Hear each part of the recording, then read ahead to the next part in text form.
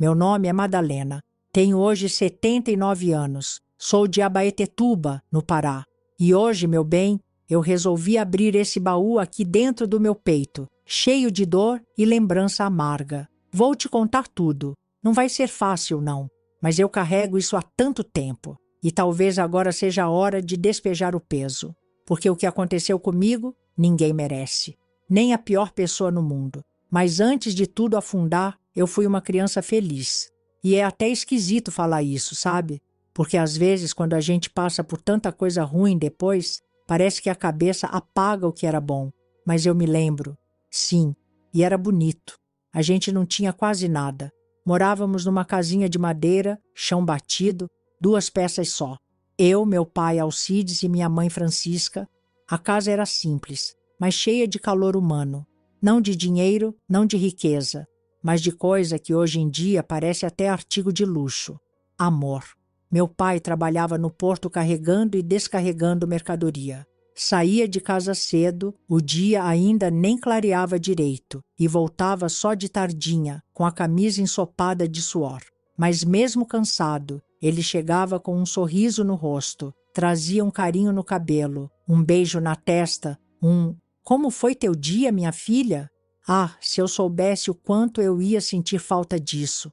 Minha mãe lavava roupa para as mulheres ricas da cidade, carregava os baldes pesados na cabeça, o sabão de pedra comendo os dedos dela. Mas mesmo com a pele toda gasta, ela ainda fazia o melhor bolo de macaxeira da rua. Quando dava, fazia um bolinho de chuva para mim.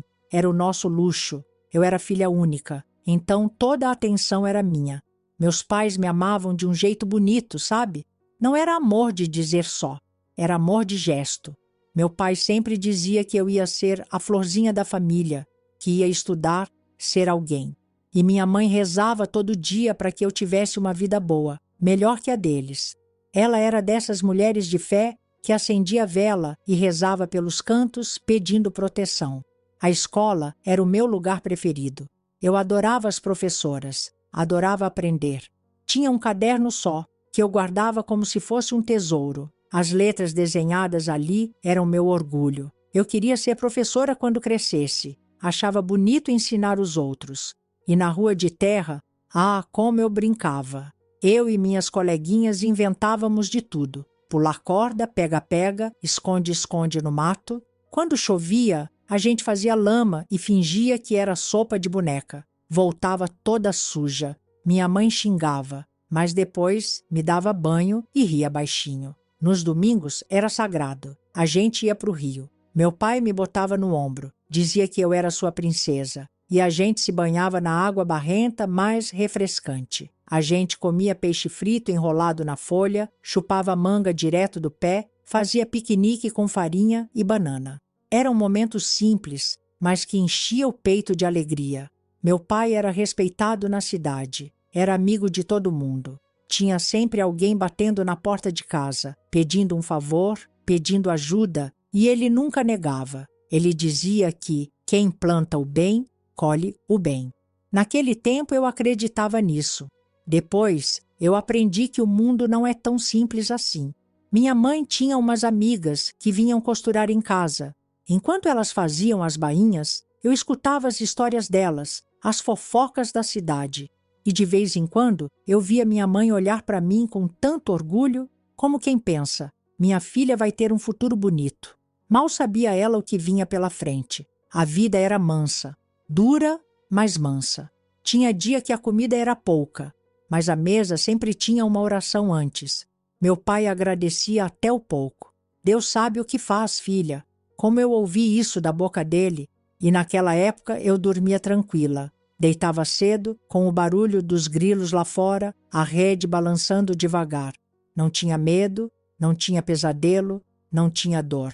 Ah, se eu soubesse! Se eu soubesse, meu bem, o que ia acontecer depois, eu teria grudado naquele tempo com as unhas. Porque um dia o inferno resolveu bater na nossa porta. E ele veio disfarçado, veio vestido de amigo.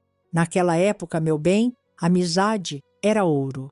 Num lugar pequeno como Abaetetuba, anos 50, todo mundo conhecia todo mundo. E quem não tinha muitos amigos, não tinha quase nada. A vida era dura, mas a roda só girava porque um ajudava o outro. Meu pai, como sempre foi bom demais da conta, vivia rodeado de gente. E foi assim que o tal Osvaldo apareceu na nossa vida. Ah, o Osvaldo! Só de falar o nome me dá um embrulho aqui na boca do estômago. Mas naqueles tempos ele parecia ser um presente de Deus, viu? Era desses homens que sabem falar bonito, sabem dar risada na hora certa, sabem puxar conversa com qualquer um. Se a gente tivesse bola de cristal, tinha quebrado ela no primeiro dia. Meu pai conheceu ele lá no Porto. O Osvaldo tinha vindo de Belém, dizia que a vida por lá estava difícil, que tinha perdido tudo e veio tentar recomeçar. Meu pai, alma de santo, logo acolheu. Um homem trabalhador, Francisca, veio atrás de oportunidade. Ele dizia para minha mãe, batendo no ombro do tal sujeito como se tivesse acolhido o próprio irmão. E não demorou nada para ele virar praticamente da casa. Todo domingo estava lá, comendo farinha e peixe com a gente, ajudando meu pai a consertar a cerca, carregando lenha, elogiando o bolo da minha mãe como se fosse o melhor do Pará. Esse bolo da senhora, Dona Francisca, parece feito por anjo. A velha, toda boba, ria. Coitada. Hoje eu penso, anjo só se for do inferno mesmo. Ele sabia agradar, trazia fruta do mercado para mim, dizia que eu ia ser moça bonita demais, que meu pai tinha que ter ciúme de tanto olho gordo por aí. Eu ria, sem entender direito essas conversas de adulto, mas gostava de ser elogiada. Criança besta, inocente, que não conhece a maldade ainda. Meu pai chamava ele de irmão. Onde um ia, o outro ia junto. Trabalhavam lado a lado, dividiam o peixe na beira do rio, faziam promessas juntos na festa de São Benedito. Minha mãe, então, achava que Deus tinha mandado o homem para dar uma força para nossa família. É um homem de fé, Alcides. É bom ter gente assim por perto, ela dizia. Pois é, perto demais ficou. O Osvaldo sabia a hora de falar e a hora de calar. Quando meu pai falava das dificuldades, ele ouvia, dava conselho, puxava oração. Quando via que minha mãe estava abatida, vinha com aquelas conversas mansas de vai melhorar, Dona Francisca. Deus escreve certo por linhas tortas. Só não dizia que a caneta do capeta já estava escrevendo o fim da nossa paz. Com o tempo, ele arrumou emprego no mercadinho da esquina. Era o lugar onde todo mundo ia comprar sal, farinha, querosene, açúcar. E claro, adivinha quem minha mãe mandava buscar as coisas? Eu, né? A filha. Era perto, seguro, e tio Osvaldo estava lá para olhar por mim. Afinal, como dizia meu pai, melhor impossível, minha filha. Vai lá tranquila.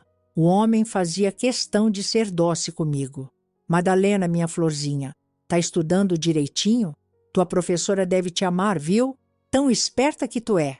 Me dava balinha de gengibre escondida da minha mãe, me chamava de princesa. E eu, coitada, besta como toda criança que confia no que o adulto fala, achava que ele era um segundo pai. Agora, olhando para trás, eu enxergo cada detalhe torto. O jeito que ele me olhava de cima a baixo quando eu ia lá no mercadinho, como elogiava meu vestido, como tocava no meu cabelo fingindo carinho. Na hora eu não via, mas hoje, hoje eu vejo tudinho. Era o lobo vestido de carneirinho. E o pior, com a chave da porta aberta por meus próprios pais. O Osvaldo foi ficando cada vez mais íntimo. Participava de todas as datas importantes. Natal, São João, as procissões. Meu pai até já dizia que se um dia eu casasse, queria o Osvaldo como padrinho do casamento. Era a confiança cega que só gente boa demais consegue ter. Os vizinhos falavam? Claro que falavam. Cidade pequena, todo mundo comenta tudo. Mas não sobre ele. Sobre ele, ninguém tinha o que dizer. Homem trabalhador, direito, um exemplo, diziam. E quem ia duvidar? Ninguém via maldade onde a máscara ainda estava bem colada no rosto. Eu, menina, continuava vivendo minha vidinha simples. Escola, brincadeira, as bonecas de pano que minha mãe costurava com retalho. Mas sempre tinha um recado. Passa lá no mercadinho pegar o açúcar. Vai buscar o sabão. O tio Osvaldo disse que separou o feijão pra gente. E lá ia eu, toda inocente. Ah, se eu pudesse voltar naquele tempo e me dar uns tapas. Dizer: abre o olho, Madalena, que o bicho tá te cercando.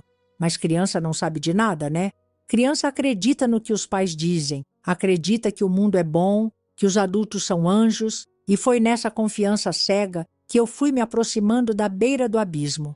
Mas o buraco mesmo, meu bem, o buraco começou a se abrir debaixo dos meus pés um certo dia. Um dia como qualquer outro.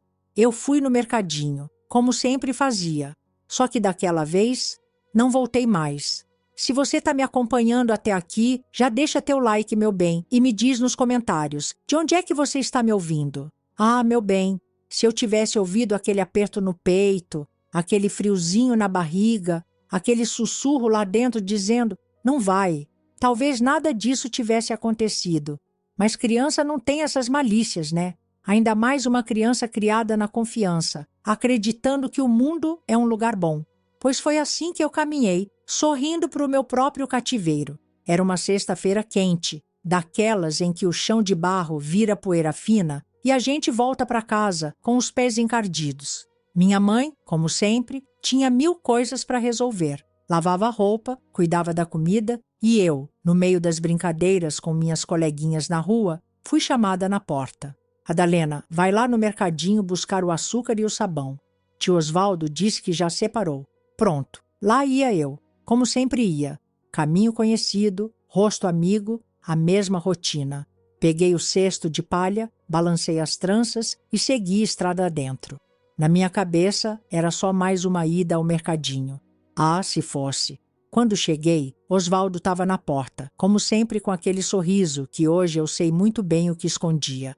Mas que princesa mais linda chegou aqui, disse ele com aquele tom doce que só criança besta engole. Eu sorri, claro, era o tio Osvaldo, o protetor da família. Quem eu tinha para temer? Ele me chamou para dentro e me ofereceu um pedaço de doce de caju. Tua mãe tá doente, sabia? Largou a bomba assim, como quem comenta o tempo. Eu parei de mastigar. Como assim, tio? Teus pais precisaram viajar às pressas para Belém. Foram procurar um médico para tua mãe. Coisa séria. Me pediram para cuidar de ti até eles voltarem. Só não consegui te avisar antes. Mas fica tranquila, minha flor. Eu vou te levar para o sítio. Lá é mais seguro para ti. Tem espaço, sombra, comida boa. Teu pai me confiou essa missão. Ele falava com uma firmeza que até adulto acreditava. E eu, naquela inocência imbecil, engoli tudo. Afinal, era o homem de confiança do meu pai.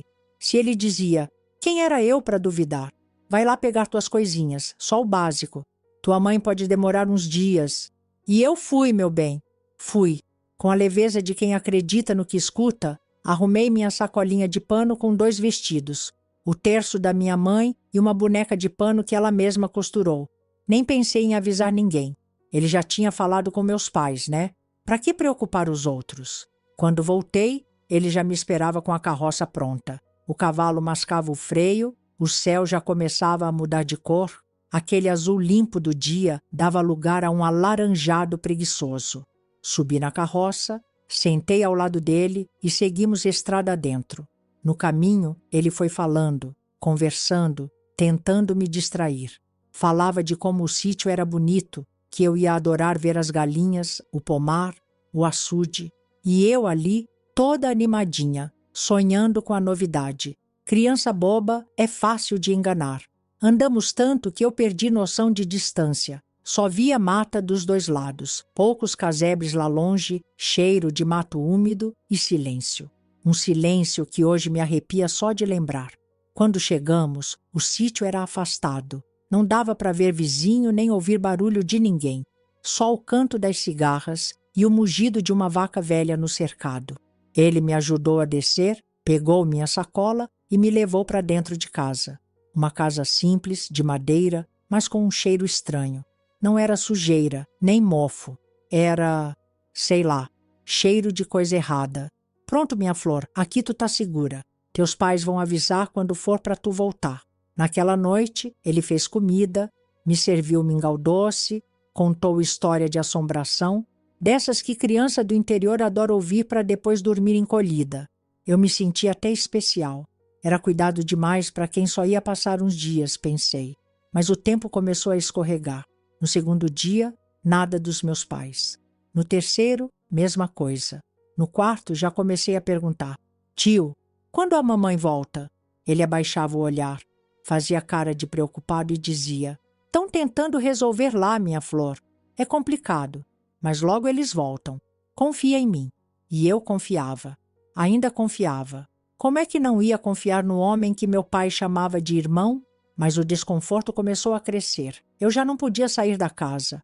É perigoso para a menina pequena andar por aí sozinha, ele dizia. Não podia nem ir até o pomar. Muito bicho no mato.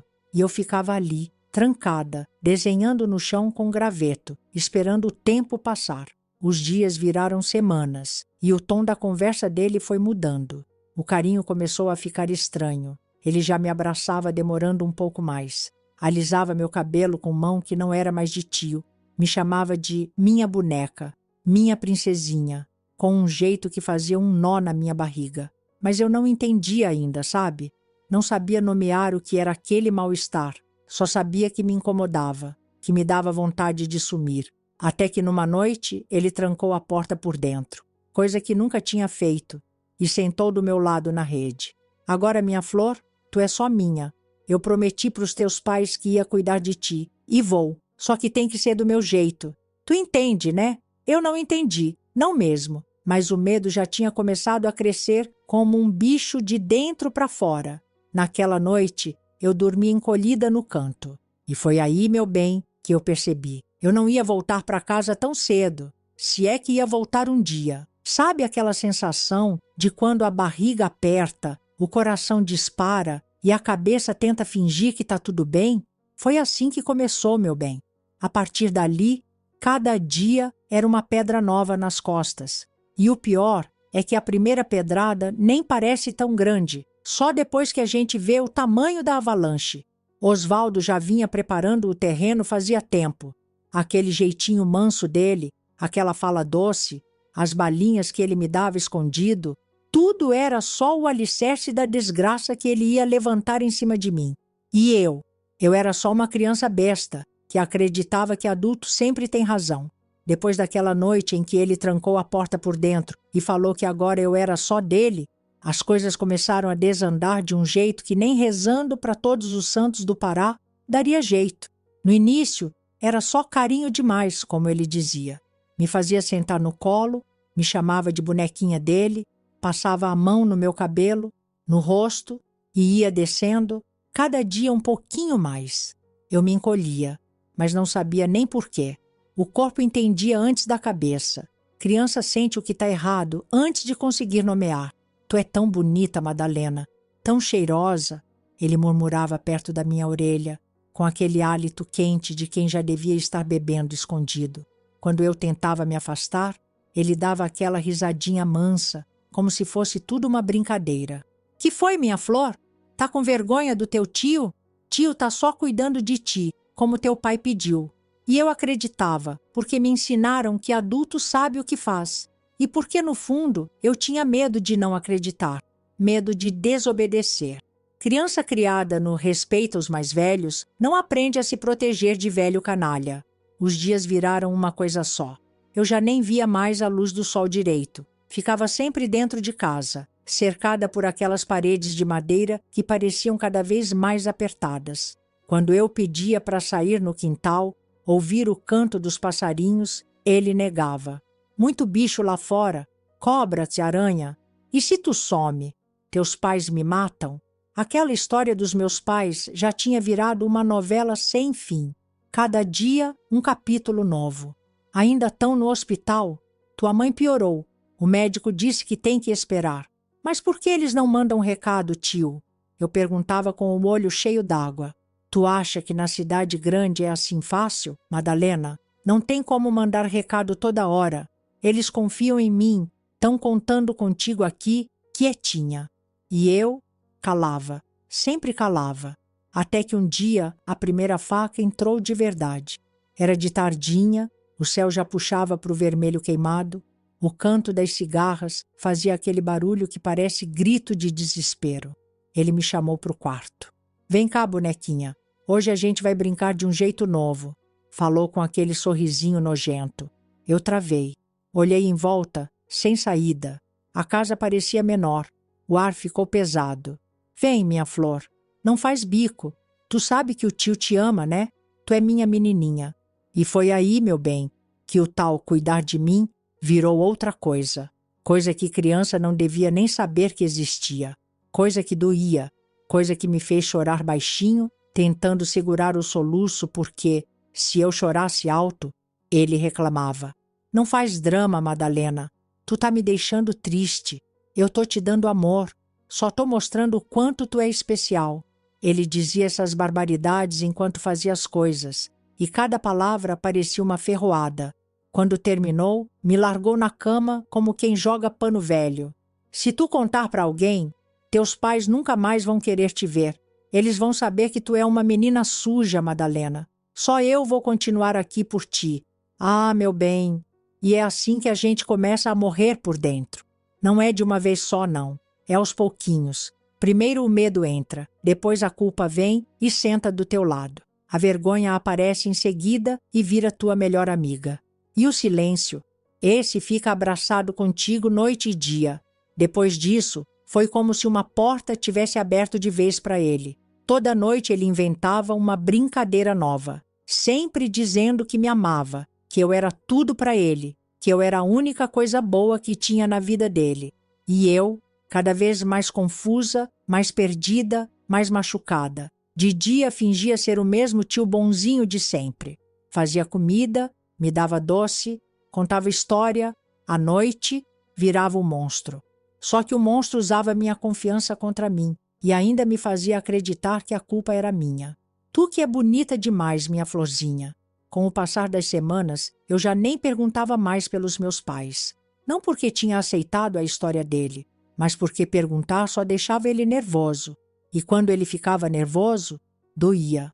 Eu dormia pouco. Acordava com o coração disparado no meio da noite, esperando ouvir o barulho da porta rangendo. E quando ouvia, o corpo gelava. Cada passo dele no assoalho era como faca cortando minha alma. Uma vez, eu criei coragem e disse que não queria mais, que doía, que era feio. Ele me olhou com uma calma que dava medo. Feio? Feio é tu me deixar triste depois de tudo que eu faço por ti. Tu não sabe o que é o mundo, Madalena. Se eu soltar tu lá fora, ninguém vai te querer. Só eu te amo assim. A manipulação entrou pela minha cabeça feito veneno. Foi nessa altura que minha resistência começou a fraquejar. O medo já tinha me engolido quase inteira. Eu fazia o que ele mandava para apanhar menos, para não sentir as pancadas depois das brincadeiras e para, quem sabe um dia, ele cansar e me deixar em paz. Ingênua, né? Pois é, mas ele não ia cansar não. O buraco ainda era muito mais fundo e eu ia descobrir isso logo. Ah, meu bem, eu achava que já tinha conhecido o pior. Coitada de mim. A gente sempre acha que já viu o fundo do poço, até o poço abrir mais um buraco. E foi exatamente isso que aconteceu depois que ele atravessou aquela linha. No começo, como eu te contei, era a fase da doçura envenenada. Ele fazia o que fazia e depois vinha com um beijo na testa, chamando de minha flor, dizendo que só queria o meu bem, como se fosse normal, como se eu devesse agradecer por ser usada, como se fosse um pano velho jogado num canto. Mas criança, meu bem, criança resiste. Mesmo sem saber direito o que está acontecendo, o corpo começa a rejeitar. A alma esperneia. Eu comecei a chorar durante as brincadeiras dele. Não conseguia mais segurar. O choro escapava. E foi aí que ele mudou o jogo. Se tu chorar de novo, eu vou ter que te ensinar. Ele dizia com aquela calma que dava mais medo do que grito. Na primeira vez que me bateu de verdade, eu estava soluçando, implorando para ele parar. A mão dele veio seca no rosto. O estalo ecoou no quarto pequeno e o gosto de sangue desceu pela minha garganta. Eu não gritei. Não porque não doeu, mas porque o medo já tinha engolido o grito. Ele se aproximou, agachou na minha frente, olhou dentro dos meus olhos, como se fosse dar carinho. Mas a voz saiu fria. Assim é melhor. Bem quietinha. A gente brinca, tu fica em silêncio, eu fico feliz. Todo mundo ganha. Parecia até que ele acreditava nessa conversa. como se o problema fosse o meu choro, não o que ele fazia comigo. Depois daquele tapa, vieram os outros. Cada vez que eu tentava resistir, uma pancada nova. Quando o choro escapava, o tapa vinha. Quando eu tentava me encolher, puxava meu cabelo para me manter imóvel. E eu aprendi rápido, viu? Porque apanha tanto quem desobedece quanto quem tenta fugir. Em pouco tempo, meu corpo virou um mapa de roxos e cortes. O braço doía de tanto ser puxado, as pernas marcadas das surras. E eu fui entendendo, na marra, que era melhor não resistir. Melhor fingir que nem estava ali. Fechar os olhos e esperar acabar. Era minha única defesa.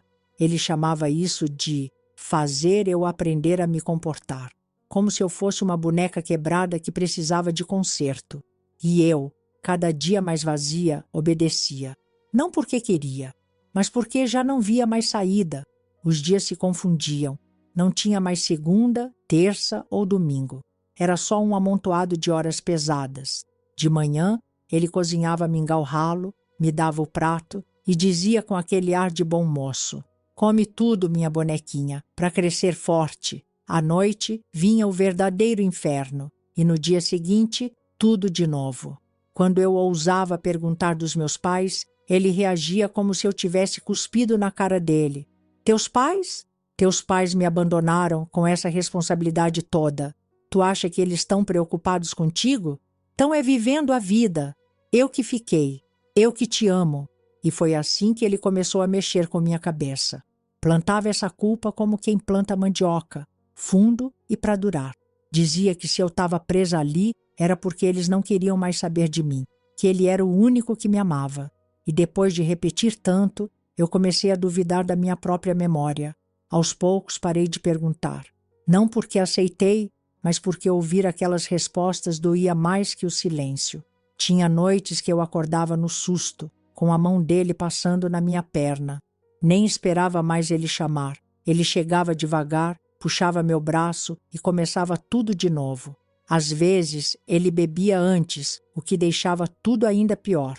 O hálito de cachaça misturado com o suor me fazia querer vomitar. Mas eu não podia. Se vomitasse, apanhava por sujar o chão. Quando ele estava bêbado, vinha com aquelas filosofias torpes. Tu devia agradecer, Madalena. Tanta menina por aí passando fome, sem ninguém. E tu tem eu. Te dou comida, te dou teto, te dou amor, te cuido como uma esposa. Tu já é uma mulher, minha florzinha. Esposa. Essa palavra me dava nojo. Eu tinha 9 anos, meu bem. 9. E já era forçada a não ouvir que eu era mulher dele, que devia agradecer, que devia obedecer, que devia sorrir, como se tudo isso fosse normal. Quando tentei recusar de novo, só uma vez, só para ver se ainda tinha força dentro de mim, ele me trancou 2 dias inteiros sem comida. Eu sentia o estômago colado nas costas. A fraqueza fazia a cabeça rodar. A boca seca parecia papel. Quando me soltou, veio com a bandeja de comida na mão e um sorrisinho cínico. Tá vendo, minha bonequinha? Quando tu me obedece, todo mundo fica feliz. Agora come tudinho. Depois disso, eu aprendi de vez. Fazia tudo que ele mandava. Virava boneca. Virava bicho quieto. Porque era isso ou morrer ali dentro. O tempo foi passando, meu bem. E com o passar do tempo, a esperança foi morrendo. Porque uma coisa eu aprendi rápido. O inferno não tem fim. Cada dia ele achava um jeito novo de me quebrar. Mas ainda não tinha acabado. O pior ainda estava por vir. Ele ia descer mais um degrau. Ia me mostrar o quão fundo podia ir a maldade de um homem. Você pensa que já apanhou bastante, né? Que já chorou tudo que tinha. Que já não dá para quebrar mais. Aí vem a vida. Ou, no meu caso, o Osvaldo. E te mostra que sempre dá para piorar. Porque o problema do monstro é que ele enjoa. E quando enjoa, inventa moda. Depois de me ensinar, na base da surra, que resistir era burrice, ele entrou numa nova fase, a do amor que castiga. O safado começou a fazer aquele jogo de gato e rato. Um dia era carinho falso, comida quente, sorriso no rosto. No outro, vinha a porrada, o tapa seco, o puxão de cabelo e o joelho nas costas. Tudo muito bem calculado, como quem treina uma cadela de estimação. Quando tu me obedece, Madalena, o mundo fica bonito, dizia, como se fosse o próprio Deus distribuindo bênção. Nos dias bons, ele me dava um prato de arroz com feijão, deixava eu tomar banho, até penteava meu cabelo com aqueles dedos sujos. Me chamava de minha mulherzinha comportada. Nos dias ruins, e olha, eles eram maioria, me trancava no quarto escuro, me deixava horas sem comer, dias sem beber. Eu já nem sabia mais o que era sede normal. Era sede que queimava a garganta por dentro. E quando eu dizia que estava com fome, ele vinha com aquela carinha de quem estava me ensinando uma grande lição. Fome, minha flor? Aprende a controlar teu corpo. Isso é só fraqueza. Quem ama suporta, e eu suportava, porque a única alternativa era morrer. Teve vez que ele me deixou 3 dias inteiros sem água. 3. A língua grudava no céu da boca. Os lábios rachavam feito barro seco. A urina já nem saía mais. O mundo girava quando eu tentava levantar. Na manhã do 4º dia, eu já tonta, olhei para o canto do quarto onde ele deixava o balde velho. O xixi do dia anterior ainda ali. Eu sabia o que ia fazer. O desespero não consulta dignidade, meu bem. Peguei o balde com as 2 mãos trêmulas e bebi. Era quente, amargo, azedo, mas me manteve de pé. Quando ele voltou e viu o balde vazio, só sorriu. Viu como tu aprende?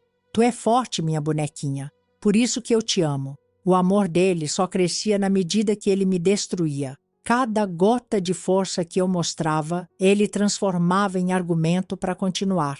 À noite, depois dessas sessões de tortura, ele vinha deitar na rede e puxava a conversa como se fosse o marido que volta do trabalho e quer contar o dia.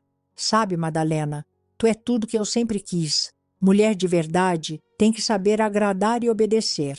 As outras lá fora são tudo vagabunda. Tu, não. Tu é minha pureza. Se pureza fosse aquilo, o capeta era santo. Teve uma vez que ele me amarrou na cama com as próprias cordas que usava para amarrar as galinhas do quintal. Disse que era para eu aprender a ser submissa sem precisar levar tapa. Eu fiquei horas presa ali, nua, ouvindo ele falar sozinho enquanto bebia cachaça na sala. Não pensa que tu tem escolha, Madalena. Se tu tentar fugir, eu te acho. E se tu morrer, eu enterro no mato e ninguém nunca vai saber. Teus pais já te esqueceram. Só sobrou eu para ti. Essas palavras batiam na minha cabeça feito uma reta. E o pior, depois de tanto ouvir, a gente começa a te acreditar. Eu que sonhava ser professora, que adorava aprender na escola, já nem conseguia lembrar das letras direito. O cérebro embotado pelo medo, pelo cansaço, pela dor. Às vezes eu ficava horas olhando para as tábuas do teto, tentando imaginar como era o rosto da minha mãe. A saudade era tanta que doía mais que as pancadas. À noite, eu rezava baixinho, pedindo para morrer logo. A morte parecia descanso, mas o Osvaldo, esse desgraçado, não deixava nem o desespero me consumir por inteiro. Nos dias em que eu parecia desistir, ele mudava o tom. Voltava a ser o tio bom, me fazia cafuné, cantava cantiga de ninar como se eu fosse bebê. Não fica triste, minha flor. Eu vou te dar um futuro. Quando tu crescer mais um pouco, a gente casa de verdade. Vou construir um quartinho só teu. Tu vai ver. A gente vai ser feliz. Feliz. Essa palavra virava um tapa na cara. Que felicidade podia sair dali? Felicidade onde? Ele ainda dizia que ia me ensinar a cozinhar, costurar, para ser boa esposa. Me fazia lavar roupa, varrer, passar. Me treinava para ser escrava dele até o último fio de cabelo. E eu fazia. Não porque queria, mas porque minha alma já tinha aprendido que resistir só aumentava a dor. O tempo, dentro daquele sítio, perdeu sentido. Não sabia mais se era mês, ano ou década. O dia nascia, o sol descia e eu continuava ali, como se o mundo inteiro tivesse sumido e só sobrasse eu e aquele diabo. Você pensa que é só o corpo que apanha, né? Que o roxo na pele, o corte no canto da boca, o olho inchado são o pior. Besteira! O pior é o que ninguém vê. É quando o bicho resolve morder a cabeça. E foi aí que o Osvaldo, aquele desgraçado, começou a mostrar que não era só um monstro. Era artista. Artista da maldade. Depois que o corpo já não resistia mais, Ele começou a brincar com a minha mente como quem brinca de roda. Mexia comigo com um prazer doentio, como quem afia a faca devagar só para ouvir o barulho. O primeiro jogo novo foi o do sono. Ele descobriu que, tirando meu descanso, eu ia derreter por dentro.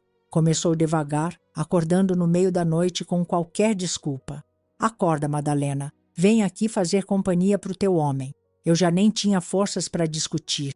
Me arrastava até onde ele queria, sentava quieta, com os olhos ardendo, enquanto ele bebia cachaça e falava sozinho, contando história que nem eu entendia mais. Quando eu cochilava sentada, o puxão de cabelo vinha.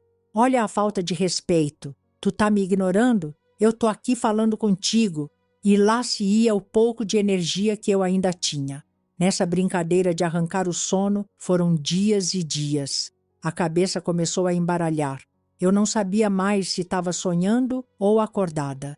As vozes dele se misturavam com barulho de bicho lá fora, com as lembranças da minha mãe me penteando quando eu era pequena. A fome virou outro brinquedo para ele. Se antes me dava um prato ralo, agora nem isso tinha todo dia. Às vezes me deixava 2, 3 dias só com um pedaço de pão seco e uma cabaça d'água quase vazia.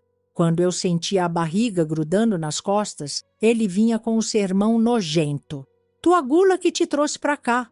Tu comia demais na casa dos teus pais. Aqui tu aprende o valor de cada migalha. Migalha era o que me restava. Literalmente. Quando o estômago já estava vazio demais para reclamar, ele fazia pior. Me levava até o fogão e fritava peixe na minha frente.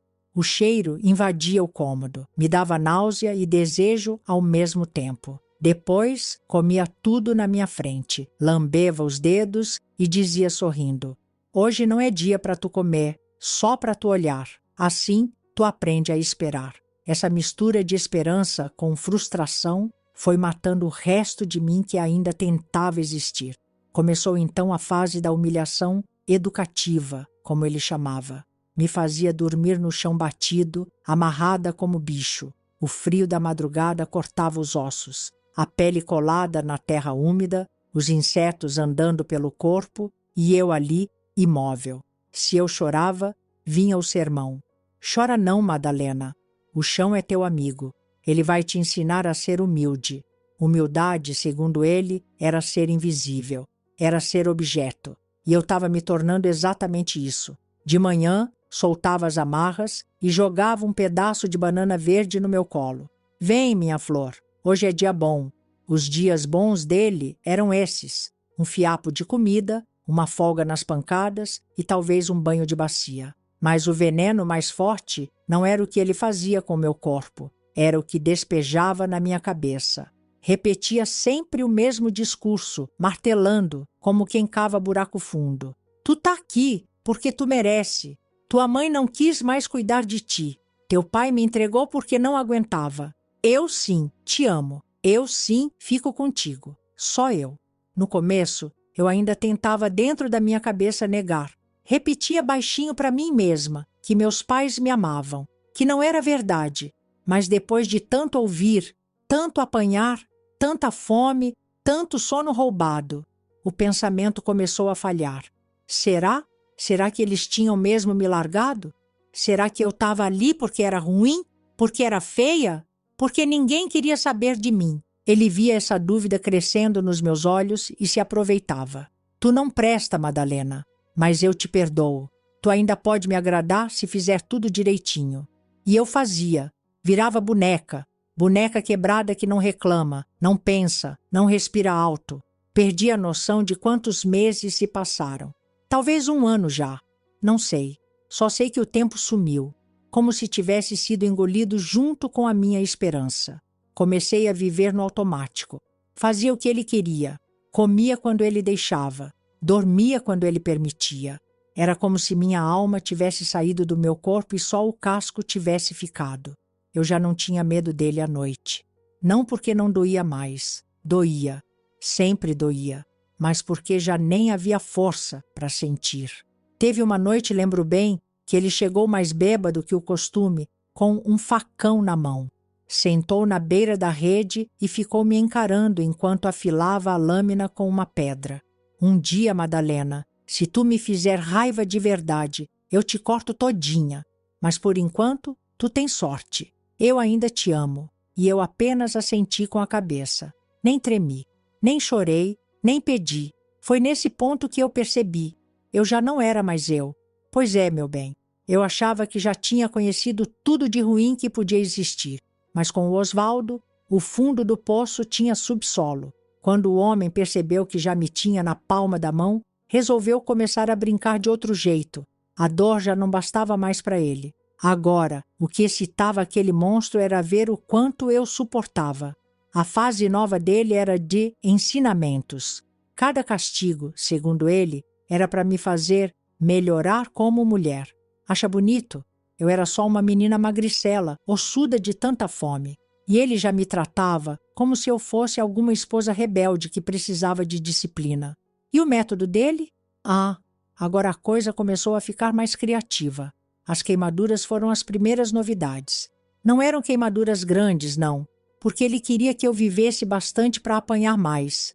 Ele esquentava o ferro no fogão de lenha e encostava na minha pele só o suficiente para deixar a marca e ver o cheiro da carne queimar subir para o ar. Sempre sorrindo. Isso é para tu lembrar que tudo tem consequência, Madalena, dizia como se estivesse me dando um conselho de pai para filha. As cicatrizes viraram desenhos espalhados por mim. Cada uma contava uma história. A da coxa foi porque eu derrubei um copo. A do braço, porque demorei para responder. A da barriga, essa foi só porque ele acordou de mau humor. Quando não era queimadura, eram os cortes. Pequenos, finos, com a lâmina de barbear que ele usava no próprio rosto. Fazia devagar, vendo o sangue escorrer, e dizia: "Isso aqui não é punição, é correção. Melhor sangrar por um corte pequeno do que levar uma surra depois." O facão, que antes era só ameaça, agora era o enfeite dele. Sempre por perto, na parede, brilhando, como se o bicho ficasse ali, espreitando, só esperando a próxima chance de ser usado.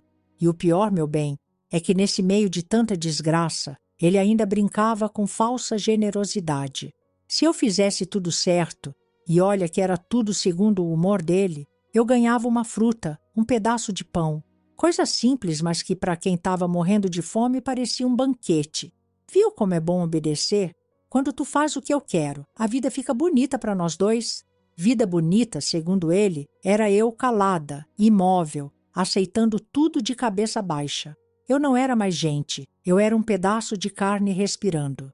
Mas o que mais judiava nem era a dor do corpo. Era o escuro, porque ele descobriu que o medo do escuro me quebrava. Começou a me trancar embaixo do assoalho, um buraco úmido, fedido, cheio de bicho. Lá embaixo, o tempo parava. Eu não sabia se era noite, se era dia, se já era outro mês. O silêncio misturado com os ruídos dos insetos virava um barulho insuportável na cabeça. "Tu fica aí até aprender a não me desafiar", ele dizia, trancando a tampa pesada com um pedaço de pau. Dentro daquele buraco, eu perdi qualquer resquício de esperança. Comecei a desejar, de verdade, que a morte chegasse logo. Não tinha mais por que continuar. Não havia dia bom, não havia sonho, não havia lembrança que me salvasse. Mas o desgraçado não deixava eu morrer.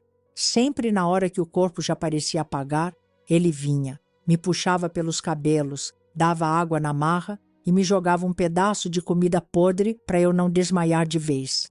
"Eu te cuido, minha flor. Eu não deixo tu morrer. Tu é minha." A posse dele por mim já era doentia num nível que nem sei se tem nome.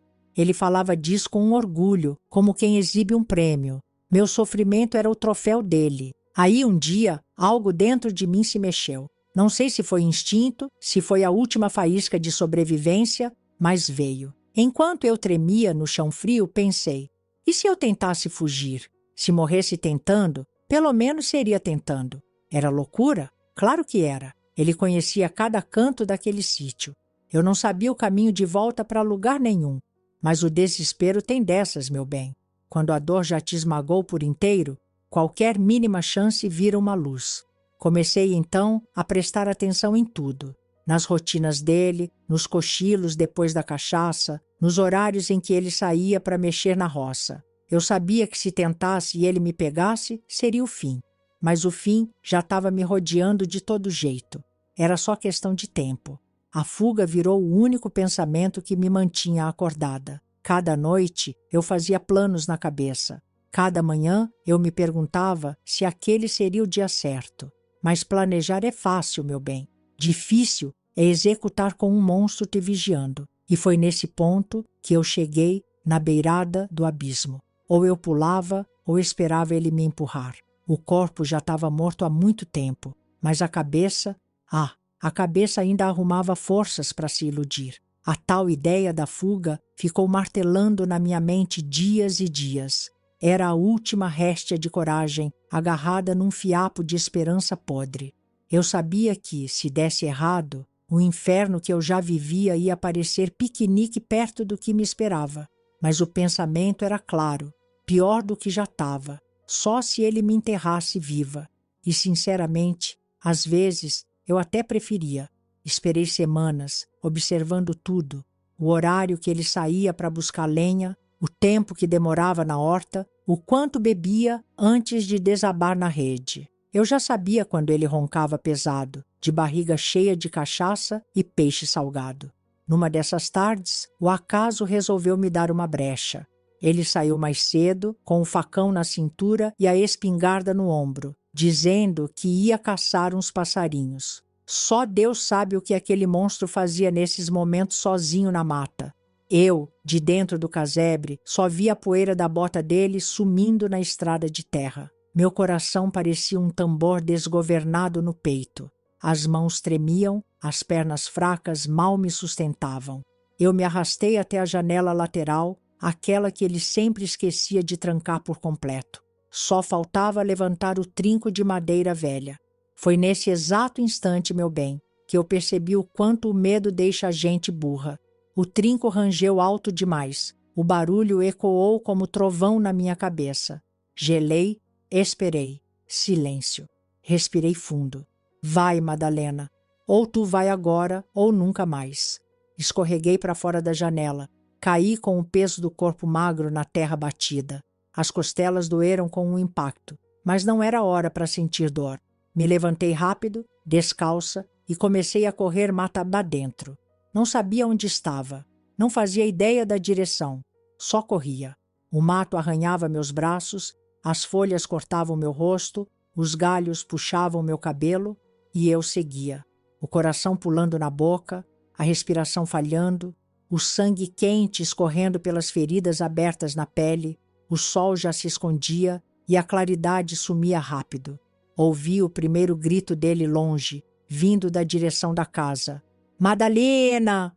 O grito me gelou por dentro. Ele tinha visto a fuga, e agora era questão de minutos até me encontrar. Segui o máximo que pude, me enfiando num buraco entre as raízes grossas de uma árvore. Me encolhi como um bicho assustado. Ouvi os passos dele no mato, o farfalhar das folhas sendo rasgadas, o estalo seco de galhos quebrando sob o peso das botas. O facão batia na lateral da perna dele, fazendo aquele som metálico de morte se aproximando. Tu tá me obrigando, Madalena. Eu não queria fazer o que vou fazer contigo se tu não aparecer. O silêncio era meu último aliado. Prendi a respiração, segurei as lágrimas que queimavam os olhos. Ele passou perto, muito perto. O cheiro da cachaça misturado com o suor invadiu o buraco onde eu me escondia. Por um triz, ele não me viu. Mas o Osvaldo era bicho ruim. Não desistia fácil. Ficou rondando a mata horas, gritando meu nome, prometendo horrores. Até que cansou. Voltou para casa. Ou eu achava que tinha voltado, esperei o que me pareceu ser uma eternidade. Quando a escuridão ficou densa demais para ver um palmo à frente, decidi sair. E foi aí que o mundo desabou. O safado tinha ficado me esperando de tocaia. Assim que saí do esconderijo, senti o golpe seco na nuca. Apaguei na hora. Quando acordei, estava deitada no chão da casa, amarrada como um animal pronto para ser abatido. As cordas mordiam meus pulsos e o gosto de sangue enchia minha boca. Ele, sentado na cadeira, com o facão brilhando nas mãos, sorria. Tu quase me deu trabalho, minha flor. Quase. mas tu ainda é minha.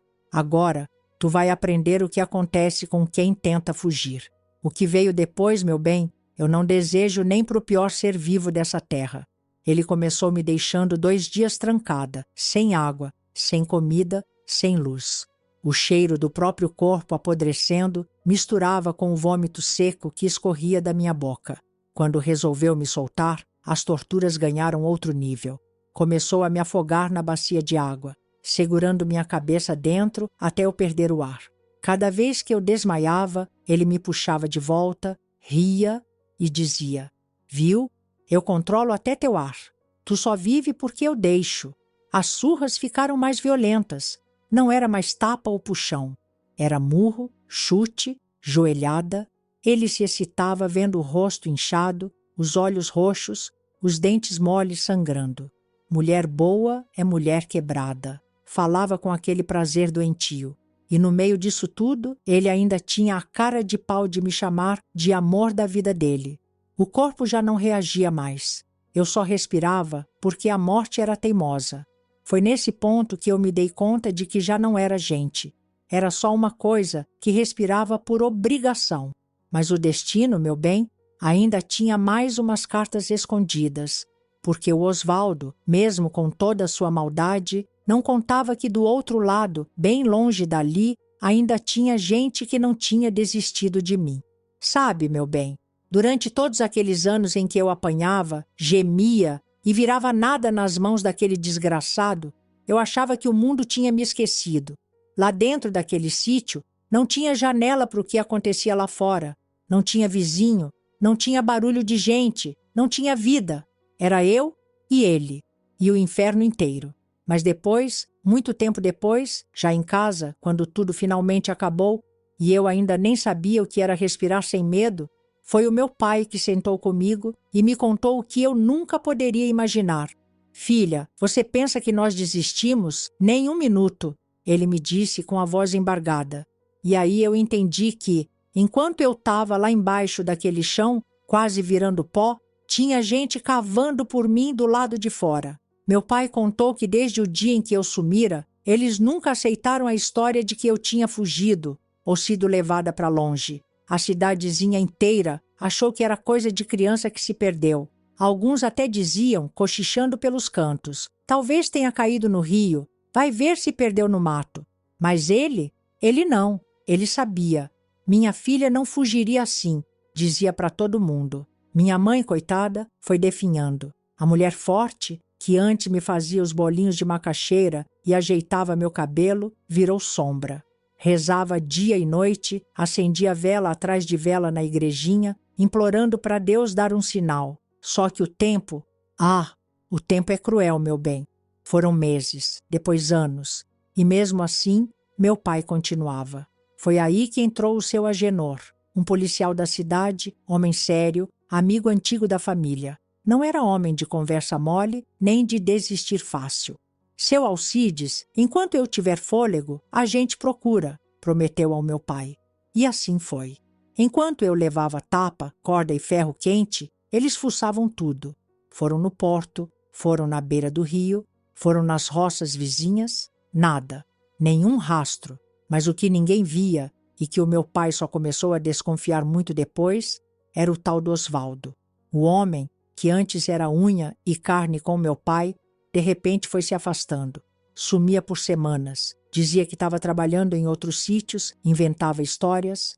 E o pior, continuava morando na cidade, mas ninguém mais o via com frequência. Meu pai começou a estranhar. Ué, esse homem que vivia aqui agora some assim e sempre com desculpa pronta. Foi a desconfiança que salvou minha vida, meu bem. Enquanto isso, eu lá, comendo pão duro, apanhando até para respirar errado, dormindo no buraco escuro, achando que ninguém mais lembrava que eu existia. Um dia, o Osvaldo apareceu na cidade para comprar mantimentos no armazém. Achou que já podia circular de novo. Foi aí que meu pai, quieto, começou a vigiar ele. Seguiu o homem sem levantar poeira. Ficou de longe, acompanhando o rastro da carroça velha, e viu o caminho se afastar da cidade. A estrada de terra batida levava para um canto que quase ninguém conhecia direito. um sítio isolado, enfiado no meio do matagal, onde só o vento e o capeta sabiam chegar. Meu pai contou que o coração dele apertava a cada curva que a carroça fazia. O que o Osvaldo tem num lugar desses? Que serviço é esse que nunca acaba? Que carga é essa que ele vive levando e ninguém sabe o quê? No dia seguinte, cedo, meu pai e o seu Agenor armaram o plano. Esperaram o Osvaldo sair novamente. Quando ele sumiu estrada adentro, eles foram atrás. Mas dessa vez entraram no maldito sítio. Meu pai me contou que o cheiro já denunciava tudo de longe. Quando a gente abriu aquela porta, Madalena... Ah, filha... E a voz dele falhou. Eu lembro que, ouvindo ele me contar isso, eu mesma não consegui sustentar o olhar. Era difícil demais imaginar o que ele viu quando entrou naquela casa. Me encontrou jogada no canto, magra feito vara de pescar, com os olhos fundos, pele ferida, ossos quase furando a pele. Eu nem reconheci ele de imediato. A mente já tinha ido embora fazia tempo, meu bem. Só o corpo ficou. Meu pai disse que me carregou nos braços como carregava quando eu era pequena. Mas agora ele carregava os cacos. O seu Agenor quis esperar o desgraçado voltar, para pegar ele em flagrante. Mas o diabo sempre escapa, né? O Osvaldo, quando percebeu o movimento, fugiu pela mata. Sumiu como rato por buraco de esgoto. Os homens procuraram por semanas, mas o desgraçado desapareceu. E eu voltei para casa carregada no colo, quase morta por dentro, cheia de marcas, de dor, de um vazio que nem hoje, tantos anos depois, eu sei explicar. Mas, meu bem, o inferno ainda não tinha fechado no portão, porque o pior não era ter saído de lá. O pior começaria agora, tentar ser gente outra vez.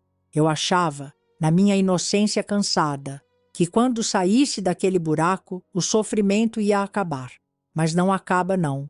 Só muda de forma. O inferno troca de roupa e continua sentado na sala com a gente. Porque quando voltei para casa carregada no colo pelo meu pai, eu não era mais aquela menina de antes. Eu era um bicho quebrado, respirando por obrigação.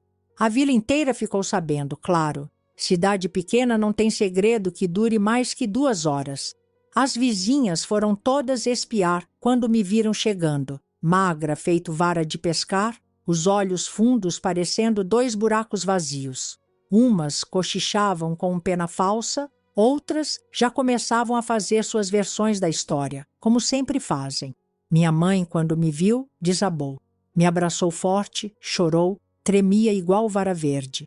Só que eu não conseguia nem mexer os braços. O toque dela me dava um medo que eu nem sei explicar. Eu endurecia inteira, como se o simples encostar fosse trazer de volta aquele homem. Não porque minha mãe fosse má, mas porque minha cabeça já não sabia mais separar quem era quem. Dentro de casa, tudo parecia estranho.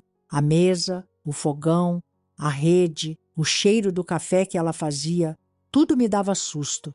O som dos talheres, o barulho da panela de pressão estalando, o canto do galo de manhã cedo, tudo me dava vontade de chorar. Eu me encolhia pelos cantos, com medo até do vento passar. Dormir na cama eu não conseguia. Tentei, mas parecia que a cama me engolia. Acabei me jogando no canto do quarto, no chão mesmo, onde o frio da terra me parecia mais familiar. Ali eu me sentia menos exposta, menos vulnerável. Era o único jeito de apagar os olhos dele que ainda me perseguiam no escuro. Minha mãe começou as simpatias, as rezas, as promessas. Chamou a benzedeira da vila, Dona Maricota, que rodava o galinho de arruda sobre mim, rezava o anjo da guarda, jogava sal grosso nos 4 cantos do quarto. E eu ali, quieta, sem reação, como se minha alma tivesse saído para caminhar lá fora e nunca mais tivesse voltado. Meu pai não falava quase nada, mas o rosto dele gritava. Era um homem carregando um mundo inteiro de culpa nas costas. Sentava na varanda todo fim de tarde, tragava o cigarro de palha devagar, encarando o horizonte como quem procura resposta no meio das nuvens. Ele achava que foi fraco por confiar. Achava que falhou como pai. E eu, mesmo sem forças, via tudo isso dentro dos olhos dele. As noites eram piores. eu acordava gritando, com a imagem do Osvaldo apertando minha garganta, com o cheiro de cachaça e suor entrando pelo nariz, mesmo ele estando longe dali. Os gritos faziam minha mãe correr até o quarto, desesperada, mas o medo era maior que qualquer abraço que ela pudesse me dar. O povo da cidade, como sempre, inventava história. Diziam que eu tinha ficado com um problema na cabeça, outros cochichavam que talvez eu nem fosse tão inocente assim. Que criança crescida às vezes dá motivo. Ah, se eu pudesse cuspir na cara de cada um deles, eu cuspia. Mas eu não tinha nem saliva para isso. O pouco de dignidade que restava, o Osvaldo já tinha arrancado de mim fazia tempo. A escola virou assunto morto. Como é que eu ia sentar numa carteira, fingir que era uma menina igual às outras? As coleguinhas falavam de vestido novo, de casamento, de primeiro beijo, de festa de São João. E eu só sabia o gosto do medo e da humilhação. Não tinha espaço para desenho de flores no caderno depois do que eu vivi. O corpo até foi sarando devagar. As feridas fecharam, os roxos sumiram, os cortes cicatrizaram. Mas o dentro de mim, isso nem o tempo mexia. Era como se a alma tivesse sido enterrada viva, bem fundo, num canto onde nem reza de benzedeira alcança. Minha mãe ainda tentou me levar ao padre. Queria que eu confessasse, que eu desabafasse para o Senhor aliviar o espírito. Mas como é que se confessa um negócio desses? Como é que se põe em palavras o que fizeram comigo? Não tem reza que limpe sujeira de alma tão fundo assim, meu bem. Com o tempo, a cidade cansou do assunto. Como sempre acontece, o povo esquece. Mas o buraco aqui dentro ficou. Continuou respirando junto comigo. Pesado, doído, constante. Meu pai, numa dessas tardes em que sentamos na varanda sem dizer nada, soltou um fiapo de esperança no meio do silêncio. Filha, um dia a gente aprende a respirar de novo. Nunca vai esquecer, mas talvez, quem sabe, a gente aprende a seguir. Eu não respondi. Não porque não quisesse, é que nem voz saía mais. Mas, lá no fundo, bem escondido de tudo, nasceu uma coisinha pequenininha. Não era força ainda, nem coragem. Era só uma vontadezinha fraca de não morrer. E foi nisso que eu me agarrei. Mas, meu bem, reconstruir depois de tanto escombro não é coisa que se faz de um dia para o outro. Demorou. E foi nesse caminho torto que a vida me levou. Sair do buraco, como eu te disse, não foi o fim do inferno. Foi só a mudança de endereço da dor. Depois que o corpo volta para casa, a cabeça continua perdida, lá onde o sofrimento começou. E a partir dali, meu bem, a vida virou essa caminhada torta, pisando em cima dos próprios cacos, tentando não sangrar tanto. Os anos seguintes não foram de recomeço, não. Recomeço é palavra bonita que o povo gosta de falar. O que eu vivi foi mais um remendo mal feito. A vida virou costura de pano velho. A linha arrebentava toda hora. O buraco nunca fechava direito. Meu pai, Deus sabe o quanto aquele homem tentou. Trabalhou dobrado, fez o possível e o impossível para me dar um pouco de paz. Arrumou um canto no quintal só para mim. Fez um jardim pequeno com as flores que ele mesmo cultivava. Dizia que a beleza das flores podia, quem sabe, cicatrizar alguma coisa dentro de mim. Minha mãe continuava nas rezas. Toda noite acendia vela, pedia aos santos, aos anjos, a quem quisesse ouvir. Às vezes me levava com ela para a igreja, mas eu não conseguia ficar lá dentro muito tempo. O cheiro da madeira, o eco das orações, o sussurro das beatas, tudo me sufocava. O silêncio do altar parecia gritar na minha cabeça. O tempo foi passando e o povo da cidade, como sempre, foi arrumando outras desgraças para comentar. Quando não tem tragédia nova, o povo cansa da antiga. Ninguém mais falava do meu sumiço, nem do meu retorno. Era como se, de repente, tudo tivesse sido só um boato velho, desses que morrem com o tempo. Para eles, eu era só a filha do Alcides que ficou meio esquisita. O tal do Osvaldo, bom, dele o mundo nunca mais soube. Sumiu igual rastro na água. A polícia tentou procurar ainda por um tempo. Vasculhou mato, sítio abandonado, estrada de terra, nada. Feito bicho peçonhento, se enfiou em algum canto e nunca mais apareceu. Meu pai sempre dizia, um dia Deus cobra, Mas eu, sinceramente, eu queria era que cobrassem com a mão mesmo, com o facão que ele usava em mim. Tive muito medo de que ele voltasse. Passava noites ouvindo o vento bater na janela, pensando que cada estalo de madeira era ele vindo me buscar de novo. Até o cheiro da cachaça no ar me fazia estremecer. O medo não ia embora, só dormia às vezes. A cidade foi tentando me empurrar de volta para a vida normal. As vizinhas começaram a dar indireta para minha mãe. Madalena já está ficando moça, devia pensar num casamento, dona Francisca. Elas achavam que casar curava trauma. Veja só, como se um homem na casa fosse a solução para o estrago que outro homem fez. Minha mãe, mesmo com toda aquela fé, não cedia. Deixa minha filha quieta, o tempo dela é outro. E foi assim que eu fui ficando, meio à margem de tudo. As meninas da minha idade já estavam todas casando, parindo, cuidando de marido. Eu era a esquisita que cuidava das flores com meu pai e costurava pano para vender na feira. Era a maneira que encontrei de não enlouquecer de vez. Costurar e mexer na terra me davam alguma sensação de controle. Ali, pelo menos, as coisas cresciam sob minhas mãos, obedeciam, diferente de tudo o que eu já tinha vivido. Meu pai foi envelhecendo cedo. A culpa pesa mais que idade, meu bem. A cada ruga nova no rosto dele, eu via um pedido de perdão que ele nunca precisou dizer em voz alta. Ele já pedia desculpa só de olhar para mim. Minha mãe, firme na fé, foi quem me manteve em pé nas horas mais pesadas. Quando o choro me pegava no meio da noite, ela vinha, sentava na beirada da esteira e só passava a mão no meu cabelo. Não precisava falar nada. O toque dela não era o mesmo que o dele. Era toque de quem queria colar o que sobrou. E assim foram indo os anos. Não virei mulher de ninguém. Não tive filhos. Não formei família como as outras, mas fui ficando, plantando minhas flores, costurando minhas colchas, levando minha dor como quem carrega uma pedra no peito. A gente aprende a respirar com o peso.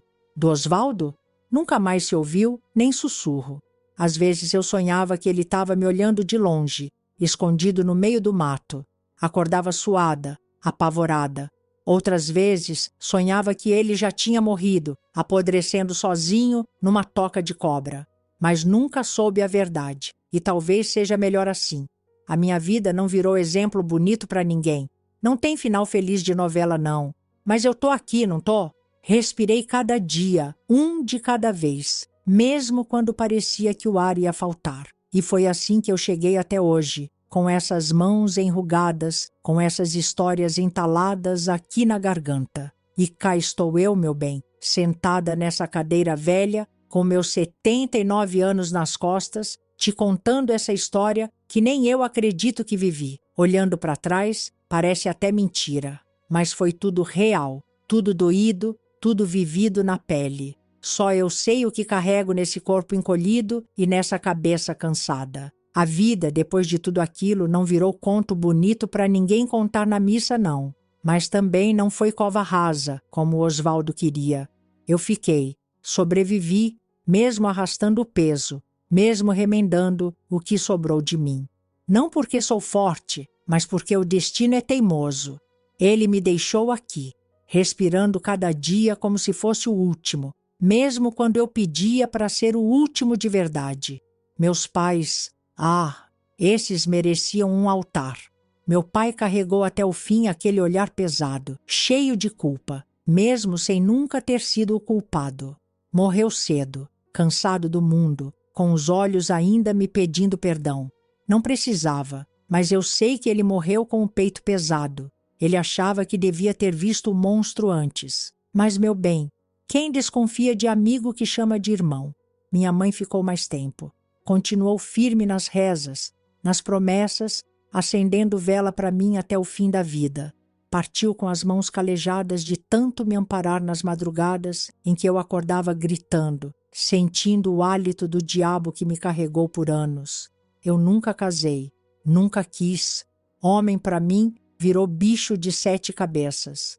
As vizinhas cochichavam, claro. Sempre tem quem goste de falar da vida dos outros. Ficou assim amargurada porque não casou. Se elas soubessem o que é ser esposa nas mãos de um demônio, pensariam 2 vezes antes de abrir a boca. Eu preferi o silêncio da minha solidão às algemas disfarçadas de aliança. Passei meus anos costurando. Linha, agulha e pano foram meus companheiros. Costurei colchas, vestidos para as vizinhas, enxovais de casamento para as meninas da vila. E cada ponto que eu dava era como se fosse um ponto tentando fechar os rasgos da minha alma. Nunca fechou por completo, mas segurou o suficiente para eu continuar respirando. As flores que plantei com meu pai viraram meu jardim de refúgio. Cada florzinha colorida me dava um motivo pequeno para sair da cama. Era ali, com as mãos na terra, que eu me sentia mais gente. Do Osvaldo, nunca mais ouvi nem sombra. Sumiu no mundo feito praga escondida no mato. A polícia desistiu, o povo esqueceu e ele virou lenda de beira de estrada. Teve vez que sonhei com ele morto, apodrecendo em alguma cova rasa, devorado pelos bichos. Outras noites, eu sentia ele me olhando no escuro, como se pudesse voltar. Mas nunca voltou. Ou, se voltou, não teve coragem de aparecer. O medo? Esse nunca saiu por completo. Ainda hoje, se escuta um barulho forte, o coração dispara. Se sinto o cheiro de álcool, o estômago embrulha. O corpo da gente guarda a memória do que sofreu, mesmo quando a cabeça finge que esqueceu. Fui envelhecendo assim, quieta, na minha rotina simples, carregando meus pedaços. Vi as meninas da minha infância virarem mulheres, mães, avós. Vi casamentos, batizados, enterros. A vida seguiu para elas. Para mim, ficou sempre meio travada no tempo, como se uma parte minha ainda estivesse trancada naquele porão imundo onde ele me mantinha cativa. Mas veja só, estou aqui, né? Envelheci. Meus cabelos embranqueceram. As rugas tomaram conta do rosto. As mãos perderam firmeza na agulha. Mas eu existo. E depois de tudo, isso já é vitória. Hoje, quando sento nessa cadeira, olho para as flores lá fora e penso: podia ter sido pior. Podia ter morrido no primeiro tapa, no primeiro ferro quente, no primeiro sufoco naquela bacia. Mas fiquei, aguentei, e o tempo, mesmo cruel, me deu o direito de contar essa história. Não conto para ganhar pena, não. Pena não compra nada. Eu conto porque carregar isso sozinha dentro do peito já me pesou demais. Agora eu jogo no mundo. Quem quiser ouvir, ouça. Quem quiser virar a cara, que vire. Não sou santa, nem sou forte como o povo gosta de dizer. Sou só uma mulher que viveu o que ninguém devia viver, que saiu do buraco mais suja por dentro do que por fora, mas que, de alguma forma, ainda respira. Ainda olha o dia amanhecer. Ainda sente o vento bater no rosto e pensa: hoje, pelo menos, não foi ele que acordou me puxando pelo cabelo. Essa, meu bem, foi a minha vida. Sem enfeite, sem mentira, sem frescura. Agora que contei tudo, posso finalmente respirar um pouco mais leve. Se chegou até aqui, já deixa teu like, meu bem. Cada curtida dessas é como um abraço apertado nessa velha aqui. E que ninguém ouse dizer que eu não venci. Porque tô viva. E isso já é mais do que muita gente esperava. E me diz aí nos comentários, de onde é que você está me ouvindo?